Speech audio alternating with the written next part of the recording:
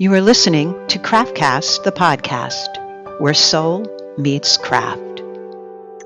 Well, Patrick and I are back, and we have a wonderful guest today that I'm so excited for you to hear from, Annie Morhauser. I said that correctly, right, Annie? Yes, you did. All right, let me just give a little introduction because this is a blast from my past where, Annie, I remember seeing your glass for the first time way back. It set a whole new trend and a new way of looking at dishes. Patrick and I were talking just before you came on about the old Martha Stewart magazine days, Yep. right? But Mhm. I believe the first time I saw Annieglass was in a store in Soho called Zona. Correct. They were my first. Ah, They brought me into wholesale. They were the right? first. They kept ordering, and I was like, "What are you doing with these plates?" At 12, That's you where, were 12. and like, let's go back. That's like how many years ago? Oh Like, my God, 81. See, I yeah, got out of art 30 some odd school years. Yeah. 40, 43. It'll be 43. It is in July that I've been doing this since 1983. It's been Wow. 43 years. So I think I got out of art school in 79. I did the ACE shows. There was the Rhinebeck show was still going on. Oh, They right. had actually moved it to West Springfield, Massachusetts, which was not a good location. It was in a exposition center where they had cows the week before. That's Like a okay. So, fairground. Yeah. It was like, oh my God. You go to You art school, it's all graduated from presents. CCA? I did. I did. Yeah, okay. Yeah. Yeah. Yeah, From, I went to the Fashion Institute, so I'm sure that ah, we were probably in the same circle in San Francisco Bay Area. yeah. Yes. Well, I was probably before you, I imagine. But I graduated in 79. But Yeah. well, so now, did luckily, they see you there at that show from Zona? yes, they did. Francie Sagar saw me. She I was the visionary behind the whole place. I You know know her. that, right? Yes. And she saw it and was really intrigued. And at the time, everybody who wanted a retail store went to Zona to sort of tire kick and try and find new resources and things Yeah, like that. And that was what they still do, what buyers still do. And that worked out great for me because then the best stores in the country started buying it, and then Barney's New York started buying it, and then because Barney's had it, Bergdorf's wanted it, and because Bergdorf's and Barney's had it, Bloomingdale's wanted it. I And over remember this time, all it just well. Domino Yes. effect. domino effect. So I got Well, Fabulous. explain a little bit like what the Zona experience was. I was trying to explain it to Patrick. For me, it was one of the first of an experience going into a store. right. They made the mistake of telling like how much money they made a square foot in one of the trade magazines. And then everybody was like, "Oh, we're going to do the Southwest thing too, and we're going to The go." Southwest, yep. Yeah, so they kind of brought Southwest and flea market, but they were the masters, I would say, of a curated collection. So each piece, like, Yes. well, they'd have one of my plates out, and they'd have a large card, describing me, and where I made these and that kind of thing. So Wow. everything you saw, and then they had smell, they had really great music. So they'd sell Right, music, right. Wow. That's and right. the smell was just That's right.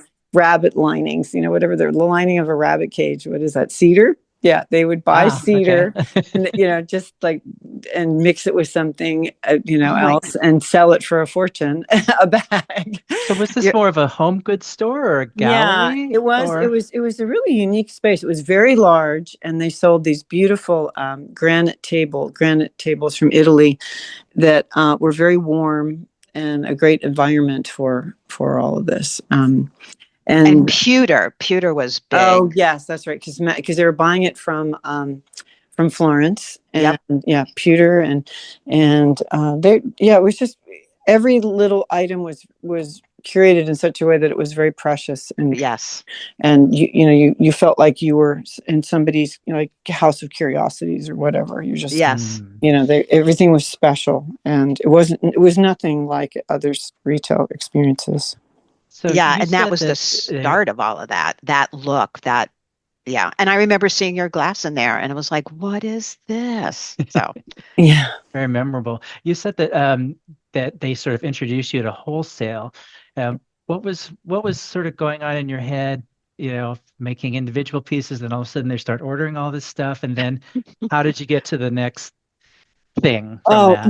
well, the thing is that I did the West Springfield show, which was for buyers, which was a wholesale show. Okay. So I was, prepared to do wholesale, and had started out at the San Francisco American Craft Fair first, the year before. So I, did know what wholesale was, but I'm saying just they were buying it in quantities. These other smaller galleries were maybe doing like onesies, I call them Yeah. singles, and then Zona's buying them by the dozen. It's like, oh my God, that's crazy. what And did you so, think when you got your first order that's like a dozen? I mean, were well, you I prepared? no, and that was the joke. Was I was like, what do you? And I actually said, what are you doing with these things? Did I get that right? You want 12?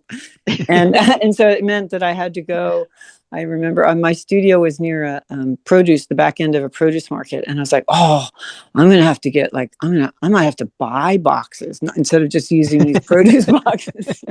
And I didn't even know where to buy a box. I only knew to get them out of the Let get alone them all the out of packaging trash. inside, right? I mean, you've Right. got to ship these things, right? Yes, and they don't teach you how to ship stuff in art school at the time. No. I never learned anything about shipping glass, but although that was, I have to say, really fun part, and like designing a box, like based on a liquor box. We used to like get a wine box, and then take some of the partitions out, so they would become, instead of square partitions to hold wine bottles, they'd be linear ones that would hold my Uh-huh. plates. I thought, oh, I'm such a genius. This Ah, is so smart.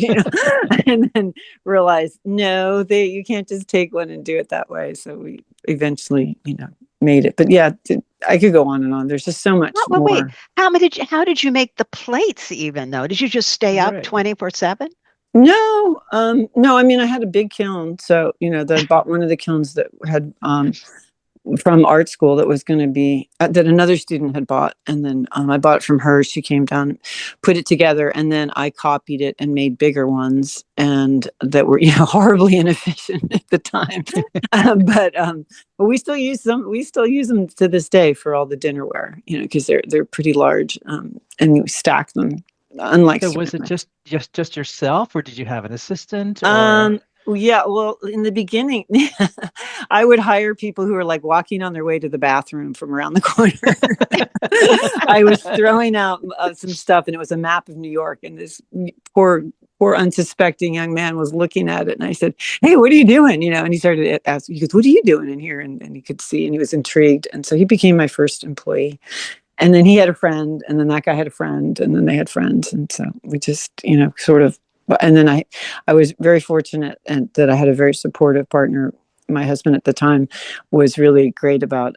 He didn't care about art at all. He just cared about business. So I always say Oh, he brought me kicking and screaming into the you business need that world. But in. he Yeah. didn't really know much more than I did. But his method, his methods were much better. Where I was like, oh, well, I can remember being in art school, and friends of his wanted to buy my my color etchings that I'd made. And he said, well, how much are you going to sell for, Annie? And I said, I don't know, like $5. He goes, well, how much did it cost you to make? I said, $5. He said, no, that's not how it works. And explain that. So, say, well, when it's your art or your craft, or it's something that you've made, when you just start out, I think it has to do with self-esteem too. For me anyway, it did. It's like, well, I made it, so it's not that valuable if I made it. Oh If I can gosh. Right, do it. right. So that was important to overcome. And being a female also was important to overcome. Yeah, yeah. My second employee was good about that. He sent me an article about the difference between how women think about money and how men think about money, and that was very helpful. Mm. What was the main difference in that article? That the women save for a rainy day, and the men just assume there's not going to be a rainy day, and that they are entitled to this money and to make money, and that's just a bit more about Interesting. abundance, whereas women were about reservation. And so that was, I think nowadays you would call This, that the abundance philosophy. Yeah. Yeah. I'm still blown away. What you must have been going through. Obviously, Zona gave you a portfolio for people to see, and it was the in place, but to then also always have Barney's. And I remember seeing your stuff because I lived across the street from Barney's downtown Uh, in Chelsea. I remember mhm. seeing it in there, but it must have blown your mind to go all of a sudden. All of those were the highest. Neiman's, Barney's, Bergdorf's. Well, Were I you? live in California, and so no It one didn't. here Okay, had any idea what those got it. stores were. So it was Got very it. Okay. grounding, very grounding. And there wasn't Good. anything to talk about. I live in a coastal community in Santa Cruz, California, which is wonderful and lovely. But at that time, it was so boring. There was nothing going on. Okay. And, Just surfers, right? right. And retirees there, Yeah. the University of California was here, is here. And I had come down from the Bay Area where there was constantly things going on. There were shows going on, and people, classmates who were having shows or doing interesting work or building studios, or there's just constant stuff, which was a distraction. And I think that was the strength for me moving away from it, and just be working in my studio. And as I was doing one thing, it would lead to another. I think everybody listening might understand that, how you Oh put yeah. your pen to paper and you think you're going to make one thing, and then you go off on a Oh tangent yeah. to another and to another and to another. And so I think I wouldn't have had those long protracted time to do that if I stayed in the Bay Area, where there was so much distraction, a good distraction. Yeah, yeah, it is very distracting, and it's like an influence from other artists as well, and just that occupying time, that artistic time in your brain that you set aside for art. Mm-hmm. It's kind of fun. Absolutely. Yeah, and also it's before the internet, so the kinds of I would I need things like 100 pounds of plaster, or 100. I can't exactly like order it online. I have to go to the place and get it, or Phone book, right? The Yellow yeah, Pages. or and then the Thomas maps, like where is this place? Oh yeah. Pull out the Deepest, maps. Yep. right, Yep. deepest, darkest parts of the East Bay. Um, Yes. so Our that old it's manual ways of doing things. right. So it definitely took a lot more to do that.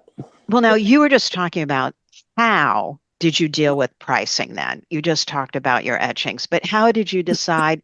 Because you're right, you went to art school. So how did you decide what to price it? And all the places you talked about, people when they go into those stores know they're going to be spending more than the normal on something because of the prestige there. But how did you decide to even figure that out? Did you just Oh, well, it was pretty, and glassmaking is a very expensive venture, no matter what you do, yeah, whether you're slumping like me, which is not as costly as having a blown glass studio, which is where the yep, furnaces are on 24/7 melting glass. That's yes. very expensive. So, if you're dealing and you're buying gold, my dish, Annieglass, primarily what we're known for are gold rimmed or platinum Yes. dinnerware. So glassware. And so, we're spending a lot of money. So you're very conscious of it, and of costs and what things, how much things cost. So Okay. pricing it in that regard, wasn't that hard. It's like, okay, Okay, so you knew that. yeah, Now, I know what my costs are and how much labor. got it. I know if it was me making it. And then once I got employees, I think the difference was I went from making like onesies to making dozens. And so that sort of catapulted me into being a business owner Yeah, and an employer, and whether you all liked that it or comes with not. that, and all Yeah. that comes with that. There's just so much that comes with that. So Well, what was the creative inspiration? Because you were known for the gold edge. What kind of gold is on the edge? it's 24 karat luster that's used in the ceramic industry, Okay. and ceramic and glass industry, and it's about a 10% solution of gold, and it's liquid, and we paint it on with the gold with a brush, or we buy a paste, which is the same conversion and same amount, and the paste we use to silk screen on. So if you see on the Nice. annieglass.com website, you can see some really detailed, like birds and flowers and things. Right, right. Those are done with using a silk screen. Silk We'll screen. send the artwork out to be made into a silk screen, just the way like a t-shirt would be printed. We actually Got use the flat piece of glass before it's fired, like it's a piece of paper underneath the silk Mhm. screen. and then screen it onto that. But I, now, where you were in art school, did you say, I was already attracted to working with gold? Because that was a big jump to say, no, I'm doing gold and glass. That's it was because I got a mortgage. I bought a house. And I was like, oh my That's good gosh, motivation. how am I going to, yeah, fear is a great motivator. How am I going to, make a $940 a month mortgage? And I looked at the Sunday paper, and they were having the white sale they would have in January, in right. February, and it was all dinnerware. And I was like, oh, look at that gold rim. I can do that. I know we had worked with not the same gold, but we'd worked with gold leaf a lot in Right. art school. And, like the kind that you'd use for sign making, the little leaves of gold. And Right. I just started experimenting with that and working that way. And then I had been to Italy and been to the catacombs, and also been to some hot glass shops, blown glass shops on the island of Murano, and I was, really taken by what they did. They would just sweep up stuff off the floor and throw it onto the hot glass, to get this sort of ancient look, and I said, oh, that's interesting. I think I can make the gold look like it's been unearthed, and that's when I came up with the name Roman antique, so that the gold was scratchy or crackly, and I would purposely put a lot of texture in the mold so that you So it would see looked that this way. texture. Yeah, so that it looked like it was an antique, or that it came from somewhere else. And that was a look then. I mean, I remember just down the Mm-hmm. street from Zona was Reinstein and Ross, which was a jewelry company that did antiquity gold looking. That was a look and style then. That was a Right. thing for sure. Yeah. 80s Uh, Wall Street, that yeah, gold in Yeah. general, was just over, it was great timing. And then there were also a lot of stores opening that were tax shelters because of that time in New York in particular. And they were coming out of the woodwork to buy Annieglass. So, that was Wow. great. interesting. Yeah, yeah. How do you balance your time between being an artist and being a business owner? Because those are obviously two very different hats. Well, I have my own showroom in the Atlanta Mart, and then I also have sales representatives in the Dallas Mart who show my work. And there's a show cycle of, it's like fashion, January and July, or Okay. when the new introductions are done. So I just work backwards from there, so that I'm, making something, and like fashion, you'll understand, make things that go together, or that highlight, or Yeah, do line extensions on what I've already started before, and make them, like for instance, the poppy. It's a really pretty frosted flower with a little bit of gold on the outer edge, and sort of undulates around the rim. And it's really pretty line. And it didn't have a platter. I'm like, Jesus, I'm 5 years and I haven't made a platter yet. And then we make the platter, and along with other line, like a new collection. I don't remember. I think the bird song was introduced then, and they all kind of go together, the flowers and the birds. And it's merchandising, and it's like right, appealing to a buyer who wants to come in and say, oh, okay, I can just do this. I don't have to run around and find little birds to go with my flowers or right, whatever. Like Right, right. an approach that, because I'm a store owner myself, I've had as many as 3 stores at one time, Oh, like a okay. crazy person. And I, try to merchandise my own work with other artists or other items that are going to sell, and make it, attractive, and a story, not just an outlet. Like, here's my stuff, buy it off the shelf. It's only going to be Annieglass. I never have done that. I don't think that's a good idea. I do have an outlet, little, we do that in our little section. That's our outlet store where we sell our seconds. But I've always come from a buyer's point of view, and I think that's really helpful to understand, oh yeah, you know, yeah. That's to get it, they always want to have a cohesive look that they can buy into. But your look has still held its look and its style. And but there's got to be something that you notice now. I mean, we're talking about, what did we say, 30 some odd years before. What? 43. Yes, it's crazy. 43. Okay, let's not talk years anymore. What is what is today's look, do you think? tapping into? Obviously, still glass and the gold is holding up, but what else is in there? I mean, back when we were talking about that, it was Martha Stewart, it was entertaining, it was setting tables, it was Zona, it was that whole experience. What do you see now that's taken the place that influences what you do in design? Now, well, it's really interesting because I'm a national business. So in the deep South, gold ruffle is huge, and that's a ruffle. So the edge of the of all of the platters and bowls and serving pieces have a ruffled edge, a I three-dimensional saw ruffle. those. Okay. Yeah, And that's and popular in the South, you oh said. yeah, and I mean Interesting. we literally cannot give it away here in Santa Cruz, California. Isn't And that such an imagination. interesting? We're 2 hours south of San Francisco and a half an hour from Silicon Valley. So we just literally can't give that away. We sell something really plain, salt. It's a highly textured clear glass. It's called salt. That's super popular here, and which I can't even wholesale it practically. It's just not because the rest of the country doesn't want it. It's just fascinating. Interesting. Yeah, and then in my retail store, I saw a lot of the blue glass, and we stopped wholesaling that because of um, global situations where manufacturers are closing and it's harder to get the stuff. So we only sell it through our own website and retail store. So Do you, anyway, it's a national business, so it just really you have to right. be But that's squeezed and so interesting yeah. to hear that Mhm. designs are influenced that way. Well, how much time and now in your life do you get to spend on design? Are you still thinking, all right, here's for the, like you said, twice a year, the shows. Are you still always thinking what's next design wise? Yeah, yeah. I'm really lucky, I've been working at this so long. And part of it Yeah. is like I have the experience to not want to rush it and do the wrong thing, which I've spent many years doing. Love. And then I have this amazing staff. I have a mold maker who's brilliant. I've had many wonderful, wonderful people, and I've been fortunate not to have much turnover.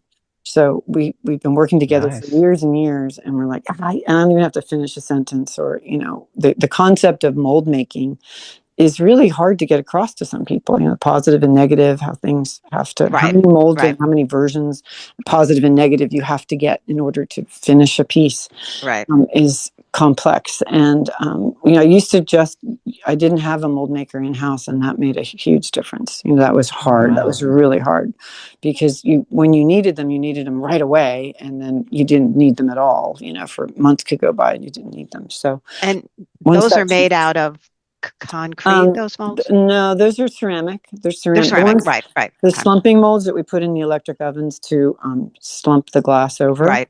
those are all made. Generally, they're ceramic. We also use metal molds for the salt Okay. line. Yeah. Hmm. But I'll Patrick's a make the big mold first one maker. in clay. Oh, Okay. fantastic.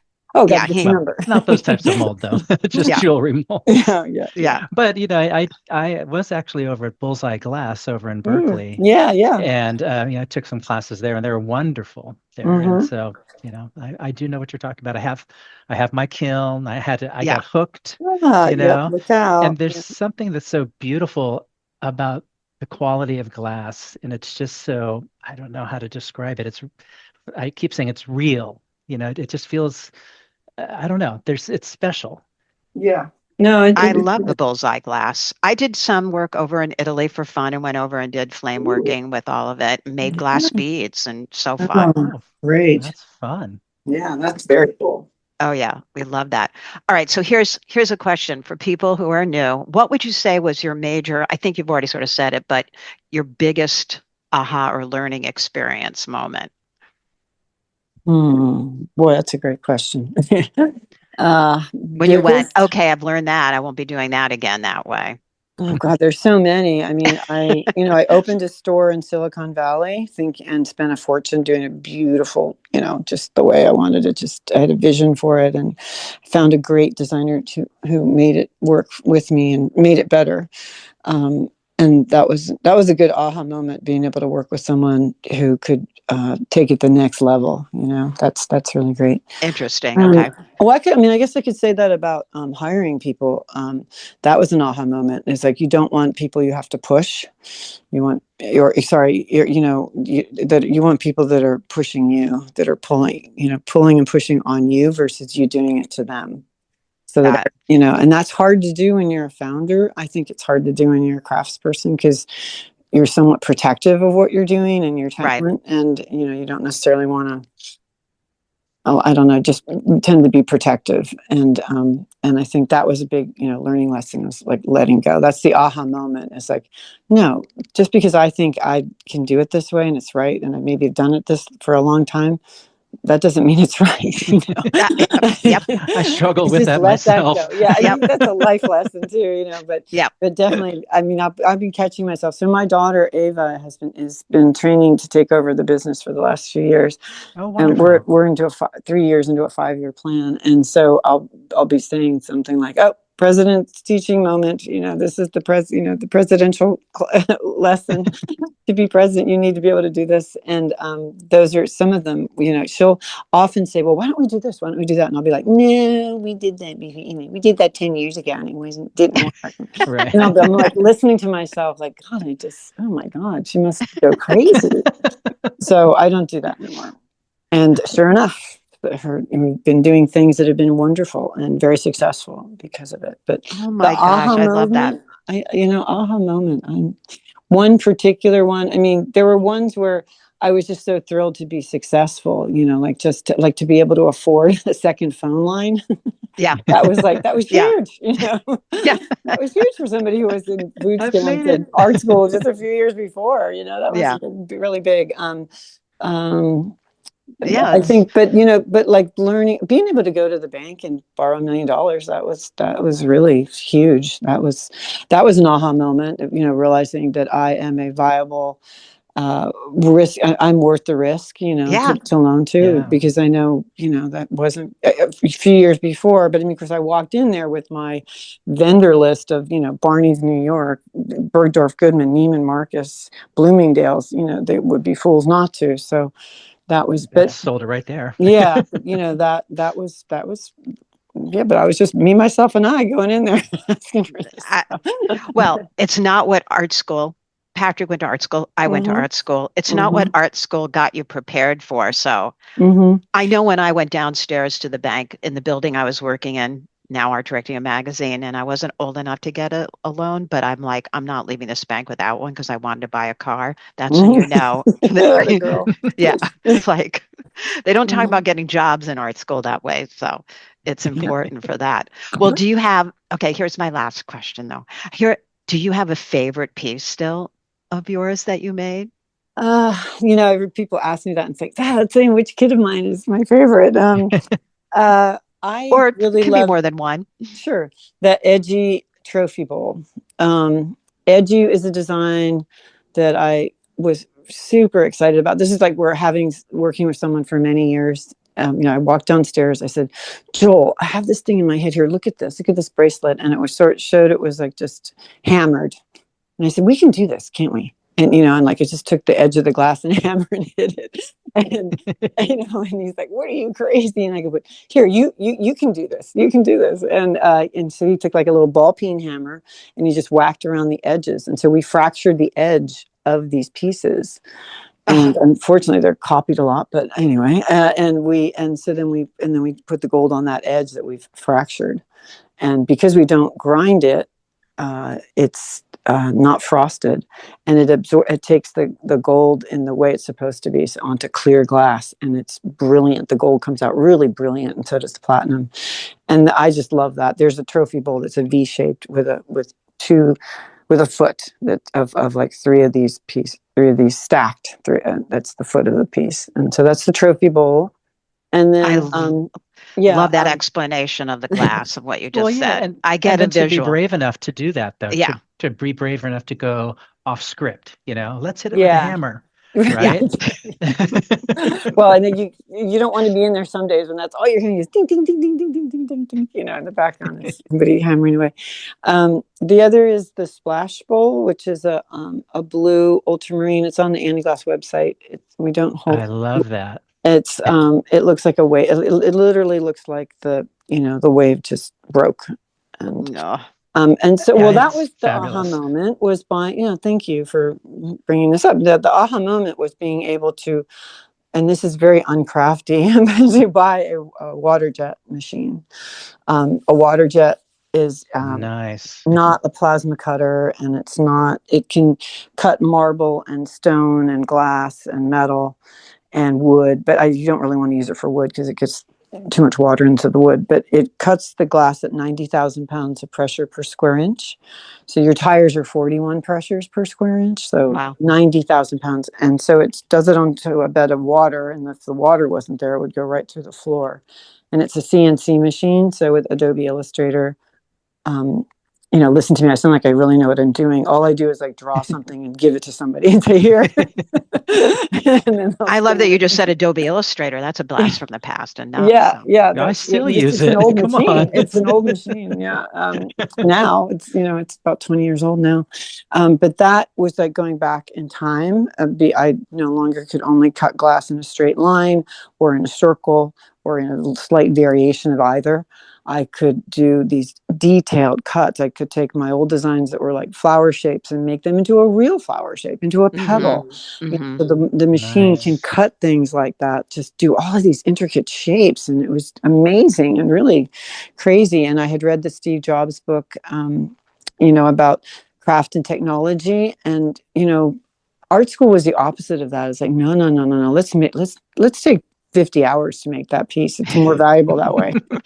you know, and and and let me be stubborn about it too, and resist any change. So that was a big aha moment, as being able to. It was like being back in art school and being 19 again. I'm like, oh my god, I can do this. Look at How That's fun. that's a high. I That have is a my high. eye on a tabletop version of that.